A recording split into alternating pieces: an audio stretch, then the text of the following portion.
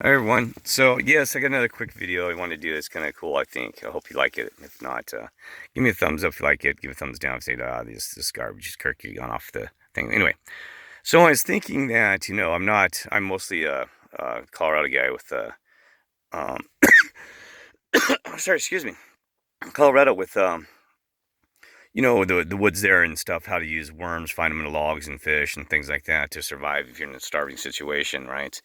Well, out in the desert, I just realized you can actually bring the food to you. If you had a flashlight, like I had here, my previous video, I talked about how you can get the bugs out of the thing. Now, yes, it sounds kind of gross, but there is a lot of protein in insects and bugs, and you wouldn't believe how many are flying out in here. So you just keep collecting them, right?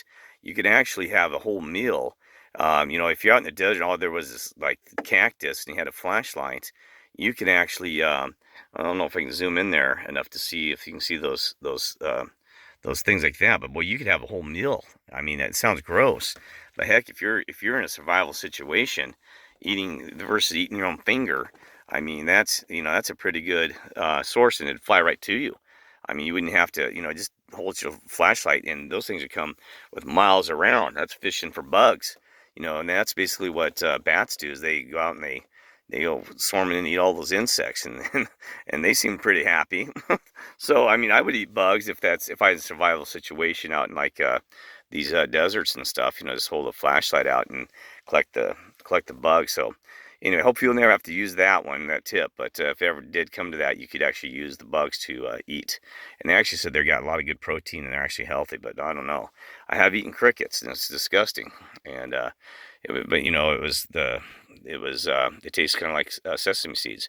I don't usually eat weird things, but I tried it in California once when I was out there on a business trip with Computer Field, and I happened to just before I left, I was like, yeah, I'm gonna try it. What the heck? Because they were selling them, so it tasted kind of like sesame seeds, and it wasn't too bad actually. It's kind of just weird crickets. But anyway, here's the thing. So I want to talk about a little bit, if you don't mind, about some cool thoughts I had. Um, there's echolocation is what the bats use, and of course everybody knows echolocation, and which is interesting. So God's given a gift to be able to see it in the dark. I mean, it's amazing because we have a whole different variety of species that's your creator put at nighttime versus daytime, and which is really cool. You know what I mean? That you have living creatures of the night and living creatures of the day, and the variety.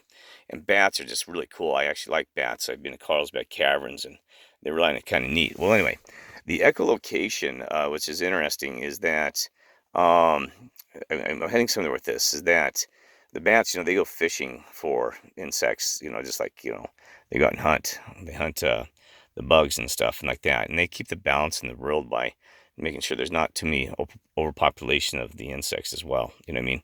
And they serve the purpose. God has made everything a balance. Isn't it amazing?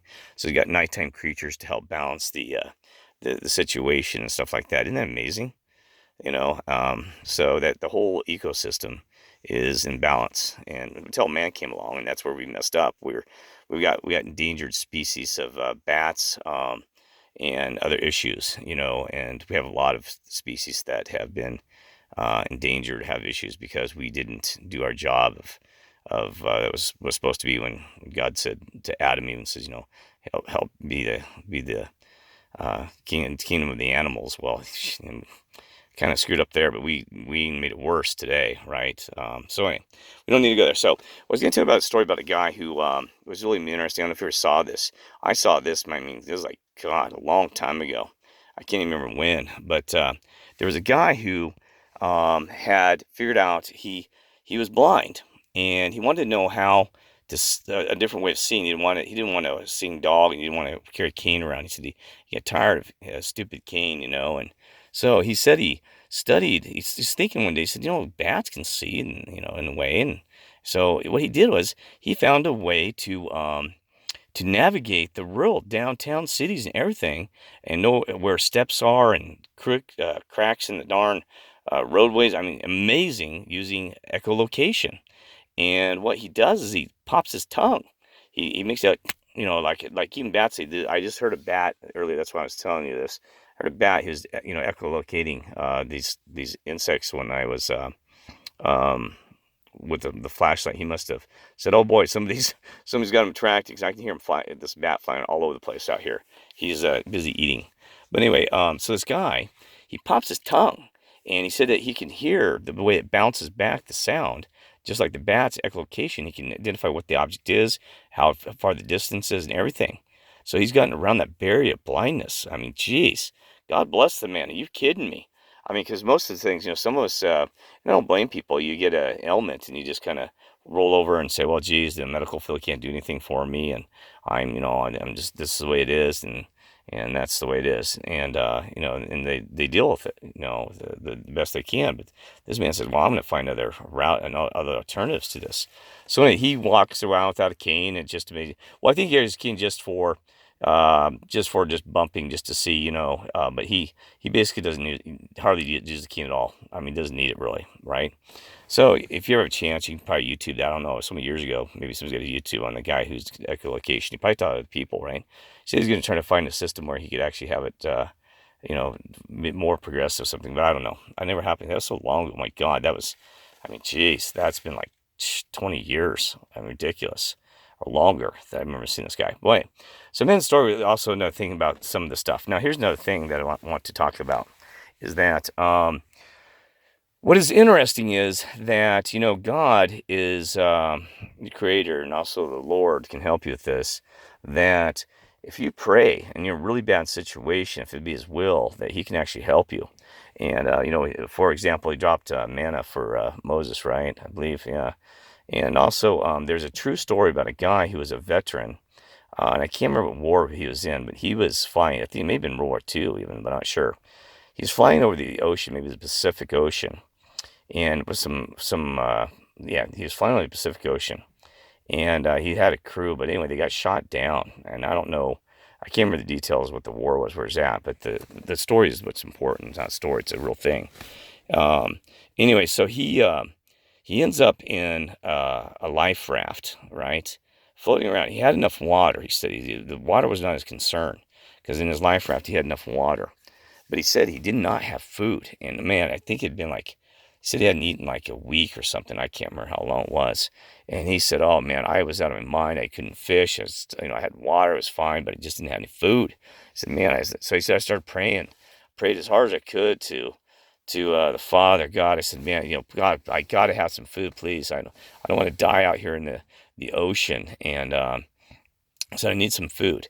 And he said, I'm not kidding. He said, about an hour later, an hour and a half, this, I believe it's a seagull or something, comes out of the middle of nowhere on this ocean, lands on his raft, and half dead, and then kind of rolls over.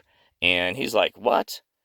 God had delivered him a seagull to eat. And so he said, I eat the thing. And he said, man, he goes, I survived, because they picked him up. I think they found him the next day or 2 days later. I can't remember how long it was, but I think it was like a day or two later or something. They found him, and he got rescued. But he said, man, he goes, I was going to die. It may have been longer too. I can't remember. But anyway, he said, but it doesn't matter, because he said, I was going to die. He said, man, I could feel it. It was the end. And he goes, I was just starving to death. And he said I was going to pass out and just be over. But anyway, so he said, thank God that God actually delivered a seagull to me. I think it was a seagull. It was, it's a bird. It could have been something bigger. I don't know. But anyway, he said, this that ate. He goes, man, I tell you, God saved my life. He goes, I was up there all by myself, and I was praying to God and said, oh man, I can't believe this is going to happen. My poor family. And he said, it's all over. I survived in a raft. I survived the plane getting shot down. My buddies didn't make it, and here I am out floating there. I'm going to die anyway. He said, dang it. And he said, after all that fight. So anyway, so he survived, right? So that is so cool. All right, Father, that was a great thing that you saved his life, and that is amazing. So God will do amazing things, right? And just a great story. So I guess that's all I have. And so anyway, God bless, and don't ever forget to pray if you're, and also pray for things too. Don't always pray when you're in a bad situation. I have to remind myself that too. So thank you, Father, for a blessed day. All right. Take care, everyone. I love you all.